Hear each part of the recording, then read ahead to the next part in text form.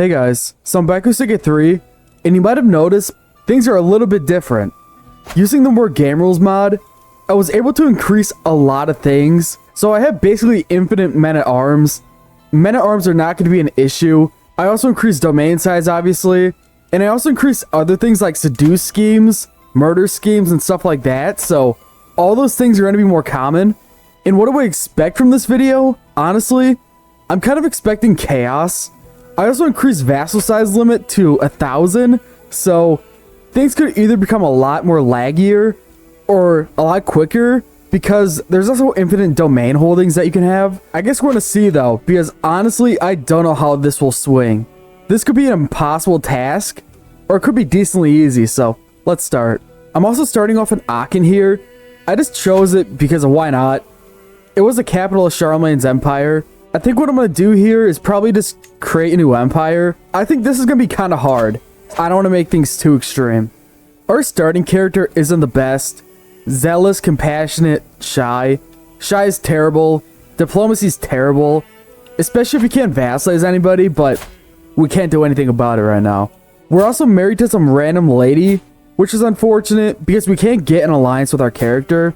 I also forgot to mention that I put everyone's development to 100. This is going to make things a lot harder for me, especially with the power that someone like East Francia could have with 50 counties with 100 development. I'm going to do this war. I am kind of scared about it, but I think I'm going to feel that way the entire video with wars, so let's do it right now. The reason why I'm scared, by the way, is that A, he can ally his brother, and B, his wife has a sibling that he can easily ally. Let's try to do this.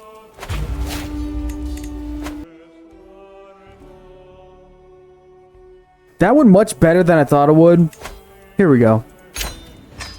Just to kind of show off the strength that the AI can have, he almost has 10k troops, and it's been 2 years.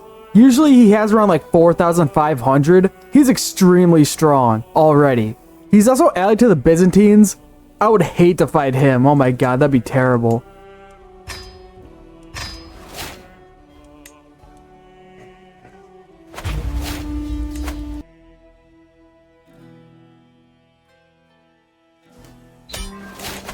Nice. Actually, let's ransom him. We can't. We can, apparently. Okay. There we go. I think I'm going to push more into the Netherlands here. They're a lot less consolidated than down here. Everybody down here is super strong. Basically, this duchy over here is like the best duchy in the game. I think I'm going to make a video on like the 10 most underrated duchies in the game. If you guys would like to see that, just let me know. But yeah. I'm just going to fabricate a claim on him, and then take these 3 provinces here. Part 1. I was going to do part 2, but my liege took this county, which I was going to take. That's unfortunate. I guess I could go for him or this person here. Probably this person here. So let's do that. Wow, man. I didn't know this. Apparently there was bison in the Netherlands in the medieval age. Or the Dark Ages, or whatever you want to call it. I honestly had no clue about that even being a thing. Well, I did know the bison were a thing in Europe, but I assumed that that was way before this age. If any of you guys are like bison experts, or have more knowledge on the subject, I'd love to learn more about it. I think I'm going to go with my gut here, and say that bison weren't in this area at this period of time. And if they were probably becoming extremely rare, at least. So, yeah, I'm sure that someone will tell me. Also, this happened.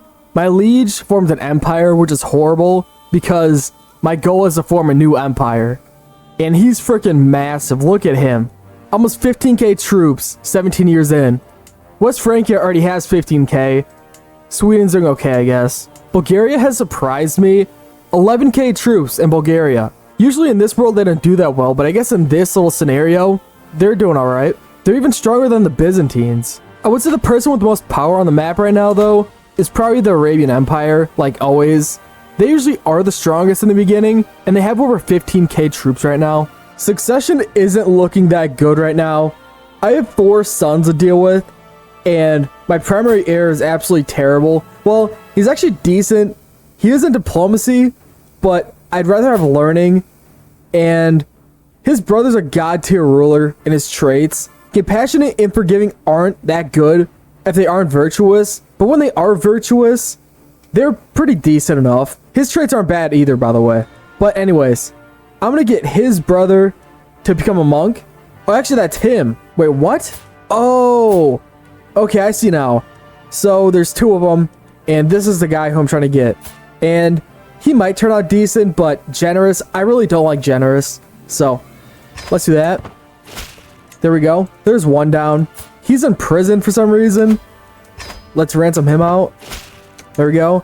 And since he's already a monk, we don't have to actually be his ward anymore. So let's do this.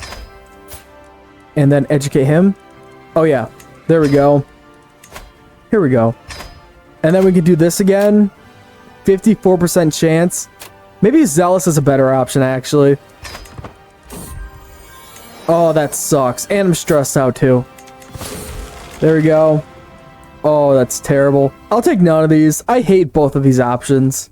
I gotta say, the good thing about having infinite knights is that basically every single one of your prisoners have some use. Even the 0 prowess guy, I'm pretty sure will be helpful. I don't know if he'll actually become a knight. We'll see. Yeah, he did. A 0 prowess knight. It's probably better than no knights at all, though. This is a prime example of just how strong the buffs are. This lady rules over her entire duchy. There isn't a single person over being a baron in her entire realm. That's crazy. I can become the King of Scotland through the Pope, so I'm going to try to become the King of Scotland here. Why not?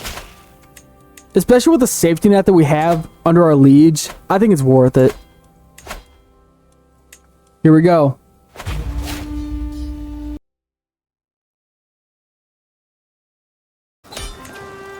There we go. That was easy.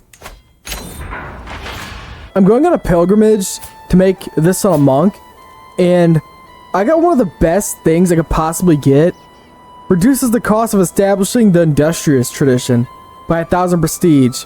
If you don't know, Industrious is actually one of the best things in the entire game. Even though I won't get this development growth, I'll still get this building construction time, so I think it's worth picking it up. Here we go. Nice. And now Succession is a lot better. He turned out okay. He has a profligate, which is better than being... What's the other one? I forgot what the other one is, but the other money negative trait's terrible. This one's decent, because at least it gives some buffs. I really don't see a use for diplomacy right now. I can't really vassalize anybody.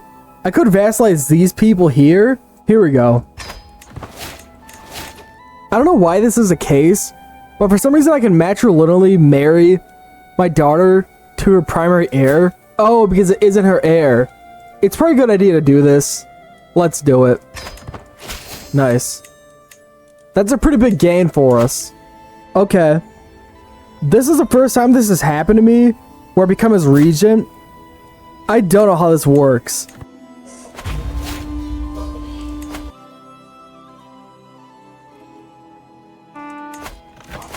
Here's another one.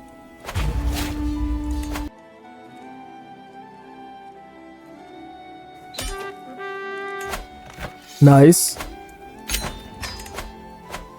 I want to vassalize him, but he won't let me. Let's give him a gift. And it's just there. 0. Nice. So I'm quickly realizing that I'm a small fish in a big pond. All of these guys are stronger than me. It's kind of crazy. He almost has 20k. And I have to try to form an empire out of this. Oh god. I think the best thing I'm going to try to do is go for Britannia, since all the Vikings are going to be decently easy to declare war on.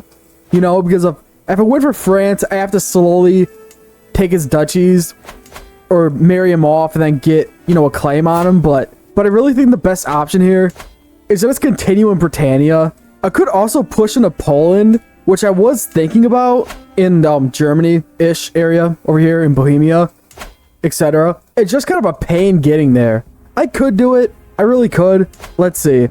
Oh, well, I can't now. I'm actually trying to fabricate a claim on Italy down here just to get more counties to actually form a new empire. Speaking of which,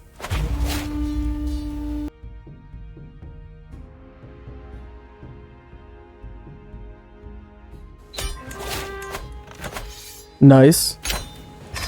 And I was gonna say that these people should be easy, but why would they be easy? 8k troops for these 3 people. Almost 10k. That's ridiculous. The Sicilian guy got a little weaker. I'm gonna take advantage. Is it just me, or does he look like he's like crying almost there? Why does he look like that? Whatever. Let's just take him out.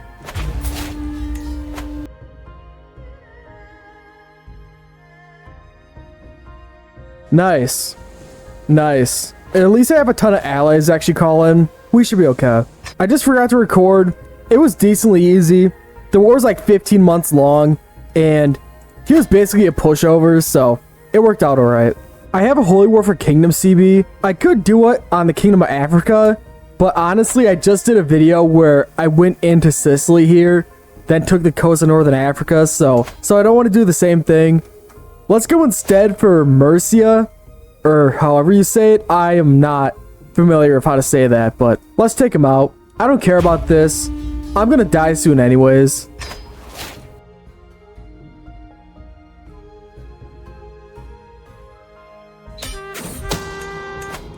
Boom. There we go. That was a lot more painful than that Sicily war. It's done though. I have this forced vassalization CB. I think I'm gonna use it on this Italy nation since she's super annoying and it'll take like 4 wars to actually get her.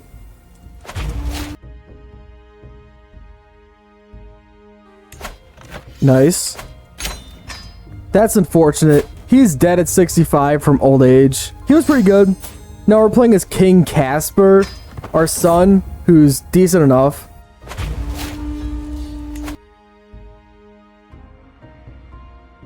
I'm in the middle of fighting him, and this has got to be the coolest name for a battle I've seen in this game so far.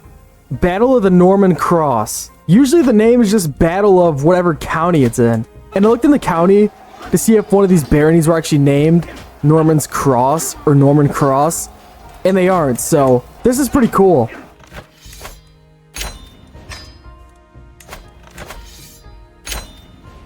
Wow. I won't even lie, we got super lucky here. We got 21 of 21 counties we need to form the Kingdom of England. And luckily enough, this lady will likely let me vassalize her. And if she doesn't, her kids are eventually going to be my house and his too. So they're going to inherit a lot of land. I'd prefer to vassalize her before her kids take the Kingdom of Aquitaine, because obviously I can't vassalize her at that point. And I kind of just want to take the easy way out and form this, vassalize her, and then have enough counties actually form a new empire, because I have the Kingdom of Scotland, Sicily, and then with that, England. So it'll be done at that point. So I can vassalize her right now, but the thing is that I'm still under his wing, and if I vassalize her, she's basically as strong as me, so she's gonna want independence almost immediately. What I'm gonna do here is get my independence. It shouldn't be too hard, especially with my allies. Yeah, and he's in debt, and he's in another war. Oh, actually he isn't. He just got out of that war. But anyways, let's go for it.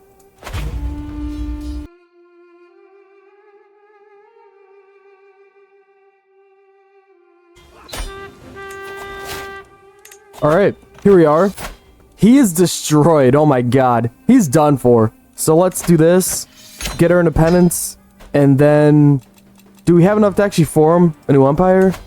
Let's look. Not yet. Let's see. 64. And she has 16. So yeah, it would be just 80. I'm not exalted among men. Well, it's probably a smart idea to hold off on vassalizing her until I actually get that level. Alright. That took a little bit of time, but we got it. She's about to die. She's infirm and almost 60, so I really need to get this done. So vassalize her.